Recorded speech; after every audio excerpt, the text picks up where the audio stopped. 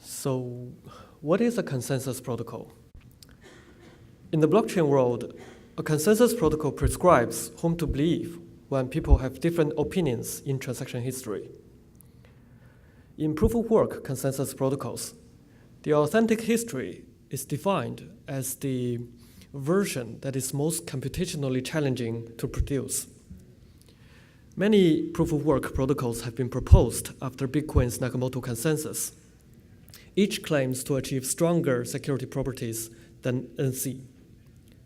However, the technological progress cannot be measured by the number of protocols. The key question is there a proof-of-work protocol that comprehensively outperforms NC in security? Let's first recall NC. The protocol prescribed to resolve forks, miners mine on the longest chain if there is one, or the first received chain in the type. To issue rewards, the protocol prescribes main chain blocks receive full rewards and orphan blocks receive nothing. The key weakness of the protocol is its imperfect chain quality, which means an attacker with less than 50% of mining power can modify the blockchain with high success rate. Consequently, 3 attacks are made possible. First, selfish mining. In this figure, the double red line indicates the public network, and the red square indicates when a block is broadcast to the network. When the attacker finds a block, instead of publishing it to the network, he secretly withholds it, hoping to gain a larger lead on the public chain.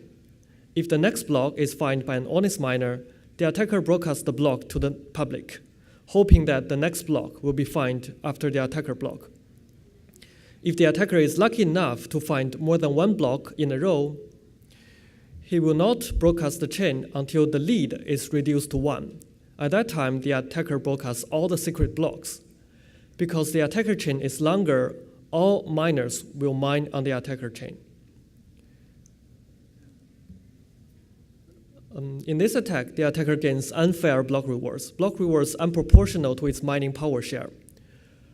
What is worse, honest miners, rational miners, would be incentivized to join force the attacker because the relative block reward increases superlinearly with the mining power share, which damages decentralization. The second attack is called double spending. The attacker signs a transaction to a merchant and embed it in the public chain, will secretly put a conflicting version of the transaction in its secret chain. When the public chain reaches 6 confirmation, the merchant would deliver the product. At that time, the attacker releases all the secret blocks to invalidate the honest chain. In this attack, the attacker gets the product without paying for it. The third attack is called censorship attack or feather forking attack. The attacker publicly claims to invalidate all the blocks confirming certain transactions. If some miners does not obey the order, the attacker will try to invalidate the miner's block despite that the attacker may temporarily in a shorter chain. Although the success rate of this attack is slim, the rational choice for other miners is to join the attacker in the censorship attack to avoid losing block rewards. There are other attacks, but they do not target the consensus layer directly. Our evaluation framework consists of 4 metrics. Recall that the imperfect chain quality leads to 3 attacks. So a protocol claims to be more secure than NC needs to be either achieves better chain quality or resist better against all 3 attacks. Selfish mining resistance is measured by incentive compatibility, double spending resistance is measured by subversion gain, and censorship resistance is measured by censorship susceptibility. Please check the paper for the mathematical definitions. Here are the better than NC candidates. We split them into 2 groups. The first group is called better chain quality protocols. These protocols claim that I can raise the chain quality and solve the problem fundamentally. The second group is called attack-resistant protocols. These protocols claim that I do not need to raise the chain quality. I can defend against all the attacks, usually by a novel blockchain topology or a novel reward distribution mechanism. We further split this group into 3 subgroups. reward all protocols distribute rewards to main chain blocks and orphan blocks to remove the incentive for the attacker to perform selfish mining attack. Punishment protocols forfeit rewards from all the blocks, regardless of whether they are in the main chain, hoping that this can discourage attackers from doing selfish mining and double spending attacks. Reward lucky protocols distribute reward according to the block content rather than the block topology, hoping that certain blocks serves as anchor point to stabilize the blockchain. Our method is based on Markov decision process, which is most commonly used in analyzing a strategic player's behavior in a partly stochastic environment. The main idea is to model the protocol execution as a Markov decision process and compute the attacker's optimal strategy and its security metric of interest. The first step is to define the attacker's utility according to the security metric of interest. For example, in selfish mining, the attacker's utility is defined as the percentage of the attacker's reward among all the rewards. The second step is to model the protocol as an MDP. And then we cannot see it. We solve the MDP and compute the attacker's optimal strategies. We compare the utilities with NC and find out whether they are better or worse. And last, we check the respective strategies and find out why. Before we go to the results, a disclaimer. Do not equate the security of a consensus protocol with its cryptocurrencies, as many real-world factors affect the security of the cryptocurrencies. For example, deploying a 51% attack against Ethereum Classic is obviously easier than doing that on Bitcoin. And several systems implement implement external protection for certain attack resistance. So here are the results. As you can see, there is no protocol that comprehensively outperforms Nakamoto consensus in security. They either only raise the chain quality in certain attacker setting or sacrifice one attacker incentive for the other. In the paper, we identify several protocol-specific attack strategies and enumerate a series of insights on why they fail to achieve their goals. For the rest of this presentation, I will introduce two examples and only one insight. The first example is an reward-all protocol called Fruitchains. In Fruitchains, the same mining procedure will produce two kinds of different product. It is a block if the first k bits of the mining of its hash is lower than a certain threshold. It is a fruit if the last k bits of the product hash is below than another threshold. And fruits are embedded in blocks, and transactions are embedded in fruits. The fork resolving policy follows longest chain and first receive, same as Nakamoto consensus. And each fruit has a pointer block, which the fruit miner is sure will not be orphaned. A fruit is valid if the pointer block is in the main chain, and the gap is below a certain threshold. The gap is defined as the height difference between a fruit's host block and its pointer block. In this example, the pointer block of tomato is orphaned, so tomato can never be an honest fruit. And because the pair is not embedded in the blockchain soon enough after it is mined, it can never be a valid fruit because its gap is too large. The reward distribution policy is that valid fruits receive full rewards and blocks receive nothing. Here are Fruitchains results. It is actually worse than Nakamoto consensus in incentive compatibility and subversion game because risk-free units encourage audacious behavior. What do I mean by risk-free units? In Fruitchains, attackers' blocks are risk-free units because they don't get any reward anyway. So for the attacker, why not withholding them? And the attacker's first several fruits are also risk-free units because they can be embedded in both chains. So their rewards are secured So for the attacker, why not try to double spend or doing selfish mining?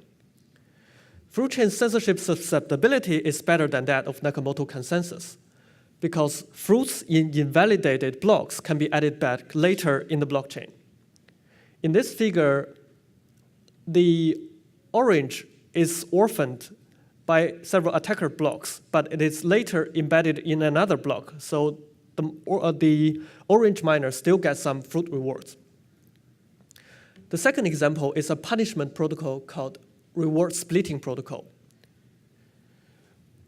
It allows blocks to refer to previously orphaned blocks as uncles. An uncle is valid if the gap is below a certain threshold. The gap is defined as the height difference between the uncle's host block and the uncle itself. Note that this definition is different from the gap definition of Fruitchains. In reward splitting protocol, there is no pointer block. We don't care about kin relationship. And each block reward is split evenly among all the blocks of the same height. The incentive compatibility and subversion gain of reward splitting protocol is better than Nakamoto consensus, because punishment is always the most effective way to incentivize correct behavior. In fact, 3 confirmation reward splitting protocol performs better than 9 confirmation Fruitchains. We also compute the subversion bounty of different protocol, which is defined as the minimum double spending reward to incentivize double spending behavior. When the attacker controls 10% of the mining power and each transaction requires 6 block confirmation, the subversion bounty in Nakamoto consensus is 102 block reward. It is 346 in reward splitting protocol, but 0 in Fruitchains. So in Fruitchains, it's always free. The censorship susceptibility of reward splitting is quite interesting. For weak attacker, it is actually easier for the attacker to perform censorship attack, because an attacker block mined after the honest block can still split some block rewards from the honest miners. So reward splitting actually introduced a new tool for the attacker to forfeit rewards from honest miners. But for strong attackers, sometimes it is actually stronger than Nakamoto consensus, because in Nakamoto consensus, if you orphan a certain blocks, then all the block rewards are forfeited. But in reward splitting protocol, when you orphan the blocks, they may still split some rewards from you. When chain quality is not perfect, we have a dilemma. If you reward all the blocks, then there's no risk to double spend. If you punish all suspicious blocks, you actually introduce a new tool for the attacker to perform censorship attack. If you only reward lucky protocols because if you only reward lucky blocks because lucky doesn't equal to good, it actually leaves larger room for malicious manipulation. In sum, we need to go beyond reward distribution policy to solve all the attacks. So, what do we learn? Simplicity is beauty. There is no protocol that comprehensively outperforms Nakamoto consensus. And there are several things not to do when designing consensus protocols. The first is to design a protocol too complicated to analyze. There are several protocols that have no security analysis, and their vulnerabilities are only revealed by our analysis. The second is to analyze your security against one attacker strategy, because your new protocol often inspires the attacker to create new attack strategy to attack your protocol. The third thing is to analyze your security against one attacker incentive. Optimizing your protocol against one attacker incentive often makes it more vulnerable to other attacker incentive. The last is to use unrealistic parameters. So how to achieve better chain quality and attack resistance? We suggest you use more practical assumptions, like awareness of network conditions, loosely synchronized clocks, or real-world commitment, or outsource liability to raise attack resistance. For example, introduce additional punishment rules, or solve the attack at layer 2. To conclude, whenever someone tells you he has a perfectly secure consensus protocol, you can tell him academia is watching you. Thank you.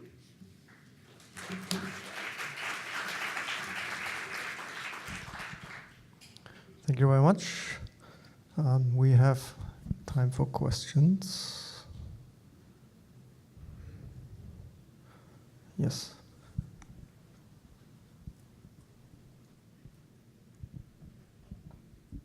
Hi, Ren. Thanks for the great talk. So a kind of practical question. You said at the end about people are coming up with all of these protocols and they're not being measured against existing standards. How, this is kind of like a more meta issue, but how, do you have thoughts on how we process through all of the different protocols that people come up with? And as a community, we sort through protocols to distinguish the really bad stuff from the stuff that might be okay. Sorry, I didn't quite get the question. People come up with a lot of protocols. How do we, there are just so many blockchain protocols in the space at present. How do we, as a community, separate the good protocols from the bad ones? Just listen to the academia. But in terms of academia, how do we, there's just so many protocols coming, how do we... We just evaluate them one by one. Okay. There's no better way to do it, I think. Okay. Further questions? Cristina Nițerotaru, Northeastern University. I like very much to see your conclusion about paying attention to network assumptions. Can you give us some examples? Some examples on how to raise attack resistance. Yes, it seemed like the assumptions that these blockchains are making about network conditions are very weak. Yeah. Maybe we can strengthen them using miners' local information. For example, if I'm a miner, when I receive two conflicting blocks at the same time, I would rather prefer the block whose timestamp is closer to mine in terms of fork resolving policy. Maybe this kind of behavior can give us better chain quality guarantee. Thank you. Maybe one more question. No question? Okay, then let's think. Oh, there's one. So you measured these protocols against 3 separate attacks, and what's coming to my mind is how, well, I mean, obviously these are attacks that exist in the wild or have been analyzed before, but how, do you know if there may be further attacks that you may have to analyze these protocols against, and especially if they change the core consensus, maybe more attacks become feasible against them? That is possible. So this is not a complete list. This is just the current attacks we are aware of. Okay, thank you. So, thank you very much.